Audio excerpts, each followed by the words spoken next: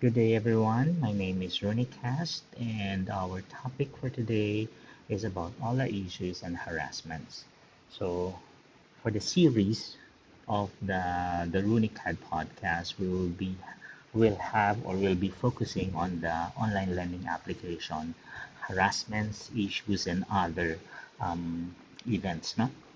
So we'll be sharing with you personal experiences, kung ano ang mga nangyari sa paghiram sa mga online lending applications na ito. And inaanyayahan ko rin yung mga kung sino ang mayroong experiences din with with the OLA, especially those who are already engaged and already been harassed para ma-share natin sa iba rin at ma-inform natin lalong-lalo na yung mga hindi pa nag-engage kasi sila yung gusto nating tulungan or sagipin. And then for those na already been involved, tulungan na lang din natin sila kung paano makapag-cope up. No, I mean, I'm very much new as compared to others na mga vloggers din, that they've been discussing the OLA for years already. I'm fairly much new to the online application, and I wanted to share this one to you para, learn from my experience para hindi na kayo uh, ma magulmon dito sa online lending na to, no? And for those that are already been, involved, let's help each other. Paano natin malalabanan? Kasi it will give you so much stress. So, once na, at first, wala pa yan. Pero once na pumalya ka na in terms of paying them, doon na magsisimula yung kalbaryo ninyo. Aaraw-arawin nila kayo, papadhanan nila kayo kung ano-ano ng messages, kukontakin nila lahat ng mga nasa phone book nyo, whether friends, kamag-anak, office mates, walang patawa dyan. As long as nakita nila yung number, papadhanan nila yan. They will be also harassing you in the social media, especially on Facebook. So make sure that you make your profile in the Facebook as private, no? So Facebook, Instagram, lahat ng social media, they can even, send you messages via Viber. Of course, um, yung text, no? Number one yan. And then, hindi lang kayo, ha? I-text nila lahat. I-message nila lahat na nasa profile ninyo, meaning yung mga friends niyo sa Facebook. Walang patawa dyan. And then, they even also mail, sending you email. At times, yun nga, yung iba doon, gumagawa pa raw, pero ako, I haven't experienced it yet. Kung ginagawa nila ng GC o ng group chat sa Facebook, at doon nila ipopost lahat ng mga about you na utangera and, and sinisingil ka na hindi ka nila makontak kaya kailangan nilang tulungan sila ang isisingilin ng dahil sa pagkakautang mo. And then, much worse is on the harassment wherein babantaan nila ikaw. So, mag maghanda ka na meron ng riding in tandem na pupunta sa iyo or aabangan ka sa kanto because alam nila kung na alam namin kung nasa ang lugar ka, mga ganyan. And also, so sasabihin sa iyo na papadalan ka na ng summon from the regional trial court, even the Supreme Court, pero matatawa ka na lang kasi parang, hello, I mean, gaano ba kalaki ang hiniram mo para pag-aksayan ka ng panahon ng Supreme Court, even sa barangay, ipapabarangay ka nila, um, ipapatawag ka nila alam ng lupon, pero again, those things are not true. No, huwag kayong matakot on that one because sa barangay, that would give you an ample venue, no, para ma maisiliwalat ninyo kung ano ba sila. Kasi, again, yung mga yan, hindi nila binibigay ang identification nila. No?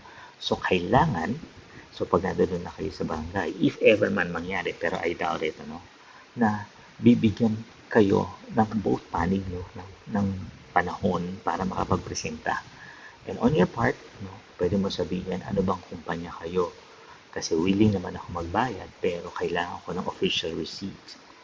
Diba? Siyempre, may pera kang ibabalik eh. So, official receipt, no? Ano bang opisina? So, hindi, kaya nga, takot yan sila dahil what they're doing is illegal. So, if we're going to ask those information to them, then they'll be exposing the company. So, kaya hindi yan, hindi nila papatulan yan, ganyan. So, again, at times, no, may mga ginagawa, which is, I've viewed or I've heard from other vloggers na who is also engaging in the OLA topic, na pinapadalhan sila ng mga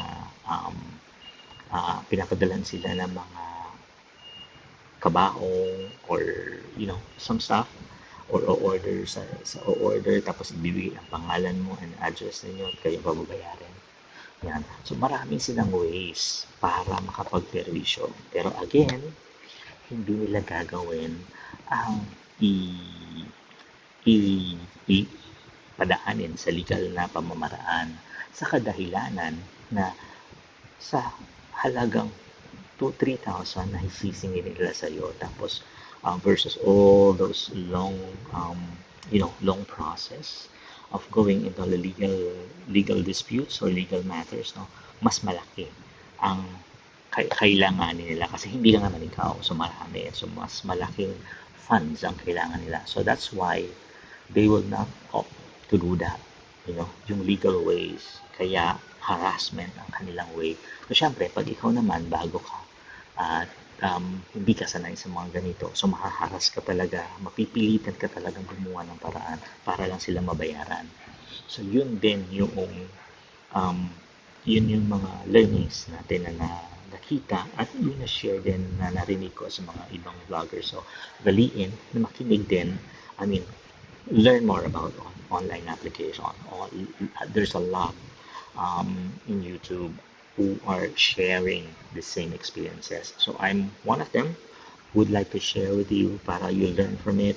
And then kung if you're already engaged, ano na ba ang kailangan kong gawin? Kasi darating sa punto na alam mo yan, na hindi ka na maka-function well because you're so much in stress. You have masyado ka ng ginugulo ng mga ito. At gagawin nila yan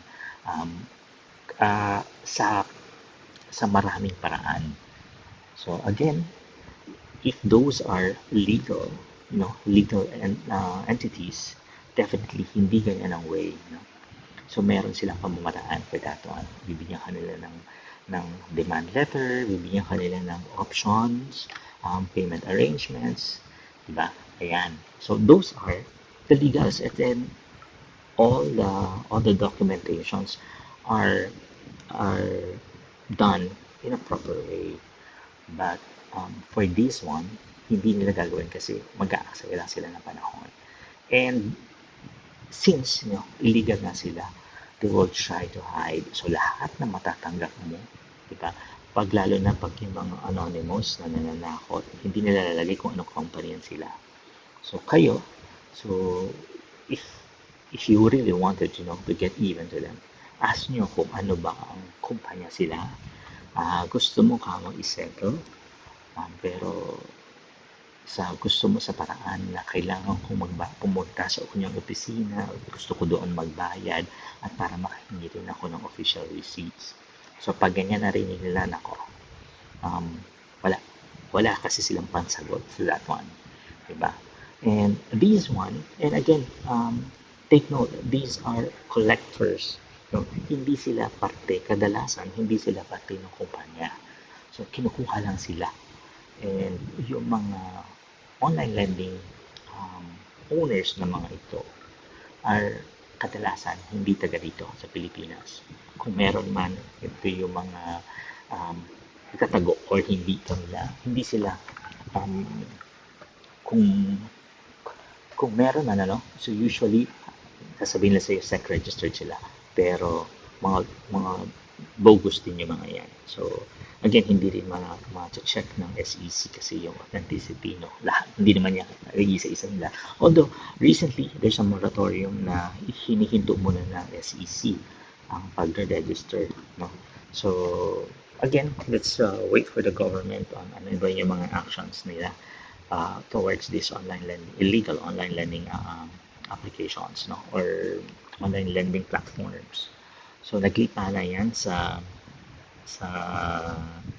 App Store, di ba? Sa Google Store. So, again, mapapansin nyo, pag chinek nyo yan, marami mga good reviews, pero wag kayong papakasiguro kasi sila-sila lang din yan ang naglalagay ng mga comments on that one. Ano?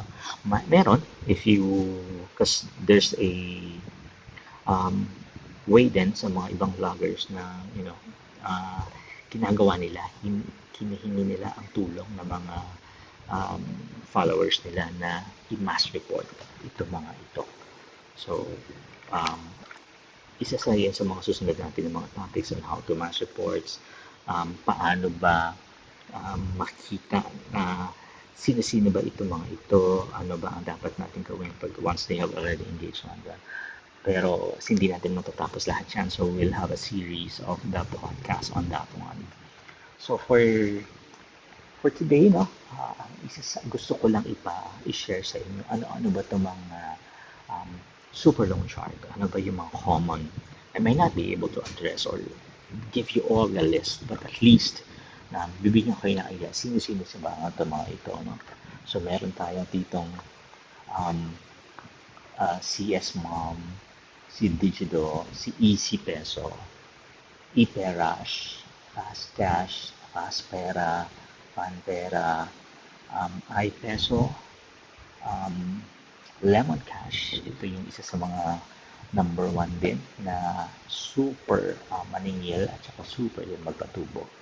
Si El Peso, mabilis, madali loan, madala loan,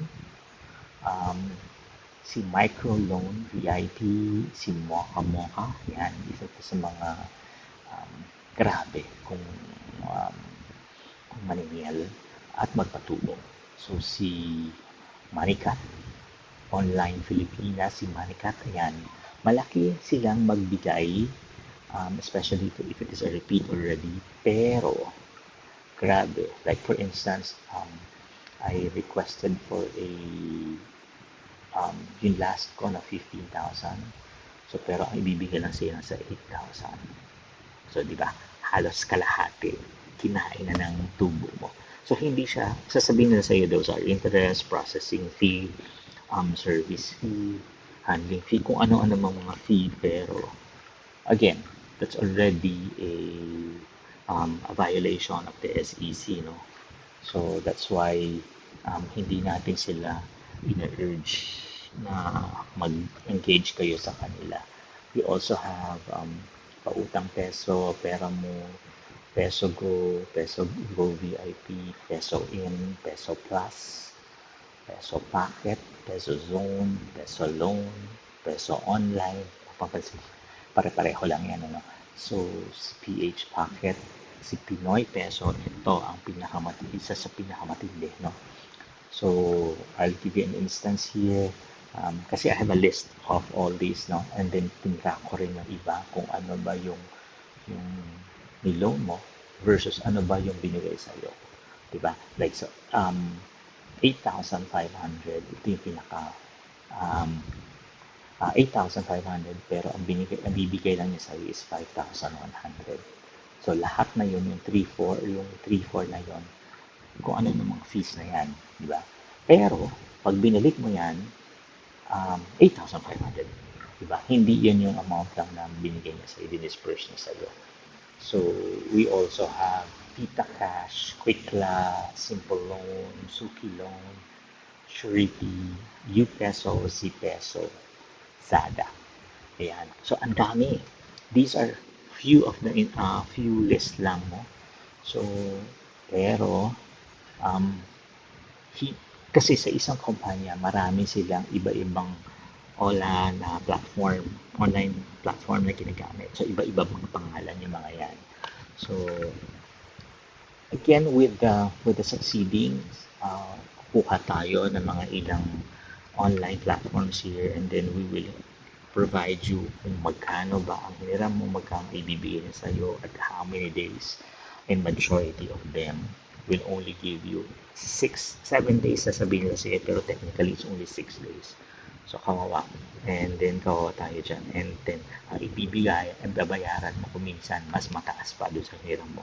Pero binigyan sa mas mababa. Meaning, only 40%, ang 60% ay bibigyan na sa'yo. Pero pag naningil sila, nasa 120%. Di ba? So, talo talaga tayo on that one, on that aspect.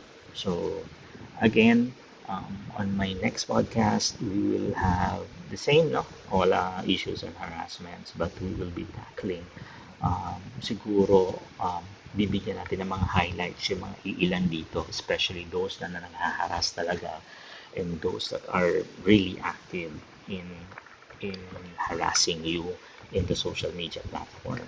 So, and after that, ano ba yung paano ba natin sila maiiwasan, ba? So again, thank you very much everyone for listening to the Runic podcast, and help me help others. So please subscribe and click the notification bell, and share this podcast for others to learn as well. Thank you very much, and stay safe, everyone. And this again, let's take this the road to an all free joining. Have a nice day.